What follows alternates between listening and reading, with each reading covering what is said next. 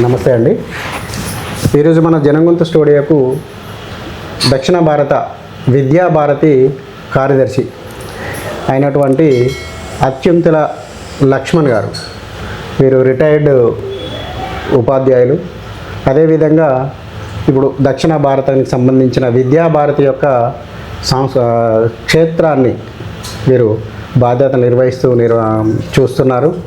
ఈ సందర్భంగా మన స్టూడియోకి వచ్చి మన హిందూ ధర్మంపై ఏ విధమైన దాడులు జరుగుతున్నాయి, అసలు హిందూ ధర్మం యొక్క ప్రాశస్త్యం ఏమిటి, ఈ రకరకాల వాదనలు వినిపిస్తున్నాయి. ఈ వాదనల్లో అసలు వాస్తవాలు ఏమిటి తెలుసుకునే ప్రయత్నం వారితోటి చేద్దాం. నమస్తే అండి లక్ష్మణ్ గారు. నమస్తే అండి. ఒకసారి వాస్తవంగా మొదటి మన అడుగులో హిందూ ధర్మం యొక్క గొప్పదనం ఏమిటి, దాని యొక్క విషయాలు మనకు మన జనంగొంతు వీక్షకులకు చెప్తారని చెప్పి. ముందుగా జనంగొంతు ఛానల్ నిర్వహిస్తున్నటువంటి అనిల్ రావు గారికి, ఈ కార్యక్రమాన్ని వీక్షిస్తున్నటువంటి వీక్షకులందరికీ హృదయపూర్వక నమస్కారం. నమస్తే అండి. ఇవాళ కాంటెంపరీ ఇష్యూస్లో ప్రపంచవ్యాప్తంగా ఒక ప్రధాన సమస్యగా హిందూ ధర్మం మీద జరుగుతున్నటువంటి వికృతులు కావచ్చు, దాడులు కావచ్చు, విశ్వవ్యాప్తంగా చర్చ జరుగుతూ ఉన్నటువంటి అంశం ఇది. అలాంటి అంశాన్ని ఈరోజు చర్చకు తీసుకున్నందుకు ముందుగా అనిల్ రావు గారిని అభినందిస్తున్నాను. సృష్టి ప్రారంభం నుండి కూడా ఒక ధర్మము, ఒక మతము, ఒక సిస్టము, ఒక వర్షిపింగ్ వే అనేది మనకు ప్రపంచంలో ఎక్కడ కూడా కనిపించదు. ప్రపంచవ్యాప్తంగా అనేక రకాల ప్రాణులు ఉద్భవించిన తర్వాత ఉద్భవించిన వాడు మానవుడు. ఆనాడు మానవునికి ఒక మతము, ఒక ఆరాధనా పద్ధతి, ఒక గ్రంథము అలాంటిదేమీ లేదు. మానవుడు 84 లక్షల జీవరాశుల్లో ఈయన కూడా ఒక జీవుడు అంతే. కానీ క్రమంగా భగవంతుడు ఇచ్చినటువంటి ఆలోచనా శక్తి, వాక్ శక్తి ఇవి మిగతా వాటికి లేవు. మనిషి అనే ప్రాణికి ఉన్న అదనపు లక్షణము తన మనసులో అనిపించినవి బయటికి చెప్పగలగడం. ఇది ప్రారంభమైన తర్వాత నెమ్మదిగా ప్రకృతిలో మిగతా పశుపక్షులతో పాటు జీవిస్తున్న మానవుడు క్రమంగా తనను తాను వేరు చేసుకోవడం ప్రారంభం చేశాడు. మిగతా ప్రాణులన్నీ వేరైపోయి, తాను వేరైపోయి నెమ్మదిగా సంచార జీవనము నుండి స్థిర జీవనానికి వచ్చి, స్థిర జీవనములో తనకు ప్రకృతిలో ఉండే పంచభూతాలు, వాటితో ఉండేటటువంటి సంబంధాల మీద దృష్టి పెట్టి ఇవి లేకుండా మేము బ్రతకలేము అని కొన్నింటిని ఫిక్స్ చేసుకుని వాటి పట్ల ఒక ఆరాధనా భావన పెంచుకోవడం జరిగింది. ప్రకృతి ఆరాధన, ప్రకృతిలో ఉండే ప్రతిదాన్ని ఆరాధించడం. ఓకే. ఇది లేకుంటే మేము జీవించలేము. దాని నుండి కృతజ్ఞతాభావము అనేది సహజంగా ఏర్పడింది.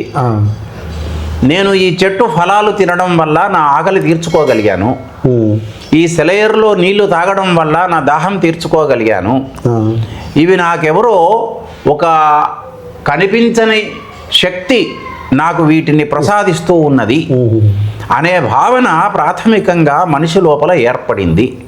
అప్పటికి మతాలు లేవు, ఏ మతము లేదు, అసలు ఏ మతం లేదు. అలా సహజ సిద్ధంగా ప్రారంభమైనటువంటి ఒక జీవన విధానము అనేక జనరేషన్స్, తరాలు అలా జీవిస్తూ రావడం వల్ల అది ఒక ధర్మముగా స్థిరమైపోయింది. ఒక జనరేషన్ మరొక జనరేషన్కి చెప్పడం ప్రారంభం చేశారు. ఏమి చెప్పారు? ఇది ఇలా చేయాలి, ఇది ఇలా చేయాలి, ఇలా చేయకూడదు, ఇలా మన వాళ్ళు ఎవరు చేయలేదు. అలా మన పూర్వీకులు జీవించిన విధానాన్ని నెక్స్ట్ కమింగ్ జనరేషన్కి ట్రాన్స్మిట్ చేస్తూ సమాజం ఏర్పడింది. ఆ కాలంలో అది రాను ఇది ధర్మము అనేది పెద్దవాళ్ళు ప్రచారం చేశారు మనకు. ఇది ధర్మము అంటే అర్థమేమి? ధారయేత్ ఇతి ధర్మ. దేనిని ధరించి ఉంటుందో అది ధర్మము. దేన్ని ధరించి ఉంటుంది? సమాజాన్ని ధరించి ఉంటుంది. ధర్మము సమాజాన్ని ధరిస్తుంది, సమాజము ధర్మాన్ని ధరించదు. ధర్మమే సమాజాన్ని ధరిస్తుంది. అంటే ఈయనను చూడు, ఆయనను చూడు, ఆయనను చూడు, ఆయనను చూడు, వాళ్ళు ఎలా జీవిస్తున్నారు చూడు. అంటే వాళ్ళందరినీ కట్టిపడేసినటువంటిది కేంద్రమైనది ధర్మమైనది. కాబట్టి అనేక సంవత్సరాల నుండి తరాలుగా రావడం వల్ల దానికో పేరు వచ్చింది. అది సనాతన ధర్మము అని పేరు పెట్టారు. ధర్మము ప్రారంభములో కేవలం ధర్మమే అంతే తప్ప వేరే ప్రత్యేకంగా ఒక పేరు పెట్టిన మతం కాదన్నట్టు. పేరు పెట్టలేదు. ఒక వ్యక్తి దీన్ని ప్రారంభం చేయలేదు. ఒక వ్యక్తి ప్రారంభం కూడా చేయలేదు. సంచార జీవనము నుండి స్థిర జీవనానికి వచ్చిన తర్వాత తమ అనుభవాలు అనుభూతిలో ప్రకృతి అంటే చెట్లు కావచ్చు, జలం కావచ్చు, వాయువు కావచ్చు, మేఘాలు కావచ్చు, అగ్ని కావచ్చు, వీటి వల్ల ప్రమాదము ఉంది. ఇవి లేకుండా మనం జీవించలేము. కాబట్టి మనము వీటి పట్ల కృతజ్ఞతాభావంతో ఉండాలి. దాని నుండి క్రమంగా ఏర్పడిందే మనము ప్రకృతిని కాపాడితే ప్రకృతి మనల్ని కాపాడుతుంది. ఇదొక ప్రిన్సిపుల్ చేసుకున్నారు. అహింస, జంతువులను చంపి తినేవాళ్ళప్పుడు జంతువులను చంపి తినడం వల్ల జంతు సంఖ్య తగ్గిపోతుంది. కాబట్టి మనం బ్రతకాలంటే అవి కూడా బ్రతికి ఉండాలి. కాబట్టి హింస చేయకూడదు. ఇలా నెమ్మదిగా కొన్ని ప్రిన్సిపుల్స్ జీవన విధానానికి ఆధారమైనవి, సహజ సిద్ధంగా ఏర్పడినవే తప్ప ఒక వ్యక్తి చెప్పినవి కావు ఇవి. అది రాను ఒక ధర్మముగా సమాజము యాక్సెప్ట్ చేసింది. సమాజము దాన్ని ఫాలో అయ్యింది. కాబట్టి అది వే ఆఫ్ లైఫ్గా మారిపోయింది. కానీ ఇప్పుడు సమాజంలో కనుక చూస్తున్నట్లయితే రకరకాల ధర్మాలు, అంటే ధర్మాల పేరుతో మతాలు కనబడతా ఉన్నాయి. ఒక క్రిస్టియానిటీ కావచ్చు, లేదంటే ఇస్లామిక్ కావచ్చు, జైన్ కావచ్చు, బౌద్ధిస్ట్ కావచ్చు, పార్సీ కూడా కావచ్చు. ఇట్లా రకరకాల మతాలు ఉన్నాయి. అసలు ఇవన్నీ ఎందుకు అసలు సమాజంలో ఏర్పడడం జరిగింది? వీటన్నిటిని మతాలను ఎందుకు అంటున్నారు? ఇక్కడ బేసిక్గా మనం అర్థం చేసుకోవాల్సింది, ఇందాక మీరు చెప్పినవన్నీ కూడా మతాలే. సమాజంలో ఉండే జీవన స్థితిగతులను పరిశీలించి ఆయా కాలాలలో, ఆయా దేశాలలో కొంతమంది తమ దృష్టికి వచ్చినటువంటి అంశాలను ఆధారం చేసుకొని మనిషి జీవన విధానం ఇలా ఉంటే బాగుంటుంది అని ఒక్కొక్కరు ఒక్కొక్క వే ఆఫ్ లైఫ్ని ప్రొవోక్ చేశారు. అంటే వాళ్ళ యాంగిల్లో చెప్పారు. అయ్యో ఇలా జీవించాలి అని చెప్పారు. అట్లా ఒక వ్యక్తి ఆధారంగా ప్రారంభమైనవి మతాలు. ఉదాహరణకి ఇస్లాం మీరు చెప్పారు, ఇస్లాం క్రిస్టియానిటీ మీరు చెప్పారు ఇందాక. అవును. ఇస్లాంని ఎవరు ప్రారంభం చేశారు? మహమ్మద్ ప్రవక్త అని చెప్తారు. మనం ఒక ప్రశ్న ఇలా వేస్తే సమాధానం వస్తుంది. ఇస్లాంని ఎవరు ప్రారంభం చేశారు? మొహమ్మద్ ప్రవక్త పేరు వస్తుంది. క్రిస్టియానిటీని ఎవరు ప్రారంభం చేశారు? జీసస్ క్రైస్ట్ పేరు వస్తుంది. అలాగే మీరు చెప్పిన బౌద్ధ మతాన్ని ఎవరు ప్రారంభం చేశారు? గౌతముడు, గౌతమ బుద్ధుడు అనే పేరు వస్తుంది. జైన మతాన్ని ఎవరు ప్రారంభం చేశారు? వర్ధమాన మహావీరుడు 23వ తీర్థంకరుడు అనే పేరు వస్తుంది. మీరు ఇంకా జొరాస్ట్రియన్ మతము, పార్సీ మతం అంటారు, జొరాస్టర్ అనే అతను దాన్ని ప్రారంభం చేశాడు. కన్ఫ్యూషియస్ అనే అతను చైనా, జపాన్ దేశాల్లో ఉన్నటువంటి కన్ఫ్యూషియానిజం అనే దాన్ని ప్రారంభం చేశాడు. లావోట్జీ అనే అతను టావోయిజం ప్రారంభం చేశాడు. ఈ అన్నీ కూడా ఇందాక మనం చెప్పుకున్నవి. సిక్కు మతం ఉంది, గురు నానక్ ప్రారంభం చేశాడు. ఇప్పుడు ఇన్ని మతాలకి మనం ఏమని ప్రశ్న వేసుకున్నాము అంటే ఎవరు ప్రారంభించారు? ఇవన్నిటికీ మీరు పేరు చెప్పారు. అవును. కానీ హిందూ ధర్మాన్ని ఎవరు ప్రారంభించారు? పేరు లేదు. మీరు పేరు చెప్పలేరు. ఋషులు అంటారు, మునులు అంటారు, వేదాలకు సంబంధించి సాక్షాత్తు భగవంతుడు అని చెప్తారు, వ్యాసుడు అని చెప్తారు. కానీ ధర్మాన్ని ప్రారంభించింది ఎవరు అంటే మాత్రం మీకు సింగిల్ నేమ్ ఎక్కడా కూడా రాదు. అవును. ఒక వ్యక్తి ప్రారంభించినవి అన్నీ కూడా మతాలే. మతం అంటే అర్థము మనసులో ఏర్పడిన అభిప్రాయమే మతం. అంతే తప్పగానే అది ఒక ధర్మం కాదు. నీ మతం వేరు, నా మతం వేరు అంటే అర్థం ఏమి? అంతే. నీ వే ఆఫ్ థింకింగ్ వేరు, నా వే ఆఫ్ థింకింగ్ వేరు అని అర్థం అక్కడ. అవును. మతి నుండి వచ్చినది మతం. మతి అంటే బుద్ధి. కానీ అదే ధర్మంగా చెప్తున్నారు ఇప్పుడు.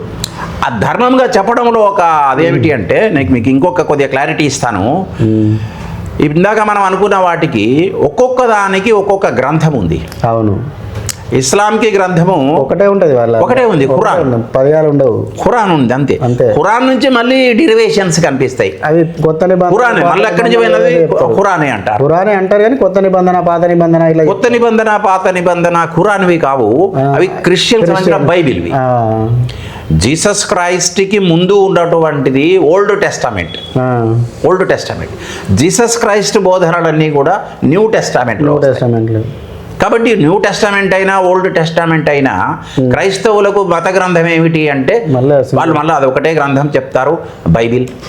అలాగే మీరు చెప్పిన బౌద్ధులకు కూడా త్రిపిటకములు ఉన్నవి, జైనులకు ఆగమాలు ఉన్నవి. జైనాగమ త్రిపిటక అని వస్తుంది. జైనులవి ఆగమాలు, త్రిపిటకాలు బౌద్ధులకు సంబంధించినవి. అభిధమ్మ పిటకము, సుత్త పిటకము అని వాళ్ళకు 3 పిటకములు ఉన్నవి. ఆ పిటకములు వాళ్ళకు పవిత్ర గ్రంథాలు వాళ్ళవి. సిక్కు మతానికి ఆది గ్రంథ అని ఉంది. ఆది గ్రంథ తర్వాత ఇంకా 10వ గురువు తర్వాత వాళ్ళకు గురువు లేరు, గ్రంథాలు కూడా 10 మంది గురువులు ఉంటారు అంతే. బహుశా అర్జున్ దేవ్ కాలంలోనే 5వ గురువు కాలంలోనే పుస్తకం ప్రారంభమయ్యి చివరికల్లా 10వ గురువు గోవింద సింహ తేగ్ బహదూర్ తర్వాత 9వ గురువు తేగ్ బహదూర్, 10వ గురువు గోవింద సింహ. గోవింద సింహ డిక్లేర్ చేశాడు, నా తర్వాత ఇంకా మన గురువు అవసరంలే, ఆ గ్రంథమే మనకు గురువు అన్నాడు. కాబట్టి వాళ్ళకు రెఫరెన్స్ ఏది తీసుకున్నా ఆది గ్రంథం నుంచి తీసుకుంటారు. అదే జెండా వెస్తా జొరాస్టర్ సంబంధించినటువంటి బోధనలన్నీ దాంట్లో కనిపిస్తాయి. ఇప్పుడు ఇవన్నీ కూడా ఒక వే ఆఫ్ లివింగ్, ఒక వే ఆఫ్ వర్షిప్, ఒక పుస్తకం, ఒక వ్యక్తి ప్రారంభించినవి. అవును. ఇవన్నీ ఒక సింగిల్గా కనిపించేవన్నీ కూడా మతాలు అయితే అవి. కానీ హిందూ ధర్మానికి పవిత్ర గ్రంథం ఏది అంటే మీరు రామాయణం అని చెప్పొచ్చు, నేను భగవద్గీత అని చెప్పొచ్చు, ఇంకొక ఆయన వేదాలు చెప్పొచ్చు, ఇంకొక ఆయన ఉపనిషత్తులు చెప్పొచ్చు. ఇవన్నీ పవిత్ర గ్రంథాలు. ఇవన్నీ పవిత్ర గ్రంథాలు. ఏది కూడా పవిత్ర గ్రంథం కాదు అని చెప్పడానికి సింగిల్ ఉండేవి, సింగిల్ వ్యక్తి చెప్పినవి. అవును. కాబట్టి సనాతన ధర్మం ఏదైతే మనం హిందూ ధర్మం అంటున్నామో దానిని మతం అని చెప్పడానికి వీలు లేదు. అవును. ఇవన్నీ పరిశీలన చేసి బహుశా 1990sలో సుప్రీం కోర్ట్ ఆఫ్ ఇండియా కూడా చెప్పింది, Hindu is not a religion, it is a way of life. అంతే. మీరు నేను ఇంకా వే ఆఫ్ లైఫ్ ఎందుకు అన్నాడు దీన్ని అంటే ఒకే రకమైన జీవనము లేదు మనకి, అలాగే స్థిరత్వం లేదు మనకి. స్థిరత్వం లేదు. ఇది చాలా ప్రధానమైనది హిందూ ధర్మంలో. హిందూ ధర్మము డైనమిక్ అంటే it always gets changes and accepts changes. మార్పులను అంగీకరిస్తుంది. ఇప్పుడు మీరు సత్యనారాయణ వ్రతం పూజలు చేసుకునేటప్పుడు అయ్యగారు చెప్తారు కదా, సత్యనారాయణ స్వామి బంగారు విగ్రహాన్ని పెట్టి పూజ చేయండి అని చెప్తాడు. బంగారు విగ్రహము లేనిచో అని అక్కడ కన్సిడరేషన్స్ వస్తాయి. మళ్ళీ అవును, వెండిది పెట్టుకోండి, వెండిది కూడా లేకపోతే, రాగిది కూడా లేకపోతే ఒక పటం పెట్టుకోండి, ఒక చిత్రపటం పెట్టుకోండి, దాన్ని అది అక్కడ దాకా వస్తుంది. అంటే ఎంత ఉన్నది మనకి. అదే మీరు ఇది అన్య మతాలకు పరిశీలన చేసినప్పుడు 5 సార్లు ఆజాన్ మస్జిద్ ద్వారా వాళ్ళకి పిలుపు వస్తుంది రోజుకు. అది నమాజ్ అంటారు కానీ అది నమాజ్ కాదు, అది పిలుపు మాత్రమే. అది పిలుపు మాత్రమే అంతే. ఆ పిలుపు వీళ్ళు 6 సార్లు 7 సార్లు చేయొచ్చా? చేయరాదు, మార్పు చేయడానికి వీల్లేదు. ఫిక్స్డ్ అది 5 సార్లు 5 సార్లే.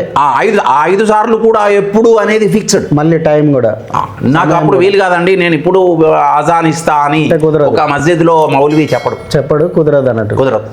నేను ఖురాన్ కాకుండా నేను ఇది చదువుతానండి అని అంటే యాక్సెప్టెన్స్ లేదు అక్కడ, కుదరదు. రంజాన్ మాసంలో ఉపవాసము కాకుండా నేనేదో షబ్బీల్ అవ్వల్ మాసంలో ఉపవాసం ఉంటా అంటే కుదరదు. ఆ మాసంలోనే ఉండాలి. అంటే నేను క్రిస్టియానిటీలో కూడా అలా ఉంది. అంటే ఒక రకంగా అది నియంతృత్వం బంధించినట్టే కదా వ్యక్తిని.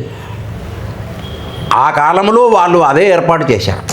కంపల్సరీ ఇది అని చెప్పినారు. మన దగ్గర హిందూ ధర్మంలో కంపల్సరీ లేదు. కంపల్సరీ లేదు. అసలు దేవాలయానికి వెళ్ళాలనే ఆలోచన కూడా దేవాలయానికి వెళ్ళే వాళ్ళు హిందువులే, దేవాలయానికి వెళ్ళని వాళ్ళు హిందువులే, వెళ్ళని వాళ్ళు కూడా హిందువులే. బొట్టు పెట్టుకునే వాళ్ళు హిందువులే, బొట్టు పెట్టుకోని వాళ్ళు కూడా హిందువులే. హిందువులే అంతే. బొట్టు పెట్టనంత మాత్రాన వీడు హిందువు కాదు అని అనలేదు. లేదు. ఆ బొట్టు కూడా మీరు బాగా పరిశీలిస్తే, ఇవాళ నేను బొట్టు ఇలా పెట్టుకున్నాను, మీరు బొట్టు అలా నిలువుగా కూడా పెట్టుకోవచ్చు, నిలువ పెడతారు, అడ్డం కూడా పెట్టుకోవచ్చు, మూడు వరుసలు కూడా పెట్టుకోవచ్చు. అవి ముక్కు దగ్గర నుంచి పెట్టుకుంటారు కొంతమంది. ఇవన్నీ హిందూ ధర్మంలో యాక్సెప్టబుల్. అవును. యూనివర్సల్ యాక్సెప్టబుల్ ఏ ఏ విషయాలు అయితే ఉన్నాయో అవి మీకు హిందూ మతంలో, హిందూ ధర్మంలో కనిపిస్తాయి. మీరు ఇందాక అడిగారు మతము ధర్మము అని. సనాతనంగా ఏర్పడినటువంటిది ధర్మమే, మతం కాదు. కాదు. కానీ కన్ఫ్యూషన్ ఎందుకు వచ్చేసింది అంటే, విశ్వమత సమ్మేళనము అమెరికాలోని షికాగో నగరంలో 1893లో జరిగింది. 1893లో 1893లో సెప్టెంబర్ మాసంలో ఒక 13-14 రోజులు ఓ షెడ్యూల్ జరిగింది. విశ్వమత సమ్మేళనం కాబట్టి ప్రపంచంలోని అన్ని మతాల పెద్దలు వచ్చారు. వాళ్ళ మతాల ప్రెజెంటేషన్స్ వాళ్ళు చేశారు. అది ఒక్కరోజు జరిగింది కాదు. మన దగ్గరేమో సెప్టెంబర్ 11న స్వామి వివేకానంద సంబోధన ఉపన్యాసం అని వస్తుంది. సెప్టెంబర్ 11న స్వామి వివేకానందకు డయాస్ మీద మాట్లాడే అవకాశం వచ్చింది కాబట్టి ఒక్కరోజు జరగలే ఆ మీటింగ్. జరగలే. సెప్టెంబర్ బహుశా 9-10 నుండి 24-25 వరకు జరిగింది ఆమె సమావేశం. అందులో వారి ఉపన్యాసం అంతా కూడా హిందూ ధర్మం మీదనే మాట్లాడారు. హిందూ ధర్మం మీద మాట్లాడిన తర్వాత ఇన్ఫార్మల్ క్వశ్చనింగ్, ఇన్ఫార్మల్ డిస్కషన్స్ జరుగుతాయి. అలాగే వారిని అనేక చోట్లకు ఆహ్వానించారు. మా దగ్గరికి రండి, గ్యాదరింగ్ ఉంది, మా దగ్గర మాట్లాడండి అని పిలిచారు. అక్కడికి అనేక కార్యక్రమాల్లో వారు పాల్గొంటూ వారికి ఈ విషయం ఏమి తోచింది అంటే, హిందూ ధర్మము అని చెబితే ఇక్కడ లోకల్ పీపుల్ సరిగా రిసీవ్ చేసుకోవడం లేదు, యూరోపియన్ పీపుల్. ఎందుకంటే వాళ్ళకి ధర్మం ఏమిటో తెలియదు, వాళ్ళకు మతం తెలుసు. కాబట్టి ఆయన అక్కడ ఆ శబ్దాన్ని వాడవలసి వచ్చింది. హిందూ మతం అనే శబ్దం వాడాడు. హిందూ రిలీజియన్ అనే శబ్దం వాడాడు. రెండో కారణం ఏమంటే, మతము అనే దానికి ఇంగ్లీష్లో పదం ఉంది కానీ ధర్మము అనే దానికి ఇంగ్లీష్లో పదం లేదు. ఇంగ్లీష్లో అసలు ధర్మం అంటే లేదు. ఇంగ్లీష్లో వర్డ్ లేదు అక్కడ. వర్డ్ లేదు. ఎందుకు లేదు అంటే, మనం భాషను కూడా తప్పు పట్టలేము. భాష స్థానిక సంప్రదాయాలని వచ్చి పదాలు పుడతాయి. అవును. ఇప్పుడు మీ ఇంట్లో చిన్న పాప పుట్టింది అంటే, మనం మాట్లాడుకునే శబ్దాల యొక్క ప్రభావం వల్ల ఆ శబ్దాలు ఆ పాపకు వస్తాయి. అంతే. అసలు యూరోపులో ధర్మం అనే శబ్దమే లేదు. కాబట్టి మీకు శబ్దము ఏ జనరేషన్ కూడా ఆ శబ్దం పట్టుకోలే వాళ్ళు. కాబట్టి యూరోపియన్స్కి హిందూ ధర్మాన్ని అర్థం చేయించడానికి స్వామి వివేకానంద వాడిన పదము హిందూ మతమనే. రెండవది ఏమంటే, ఈయన అక్కడ ఇచ్చినటువంటి ఉపన్యాసాలన్నీ కూడా అక్కడ వాళ్ళు ప్రింట్ చేశారు. న్యూస్ పేపర్స్లో వచ్చింది, పుస్తకాల రూపంలో వచ్చింది, చిన్న చిన్న బుక్లెట్స్ రూపంలో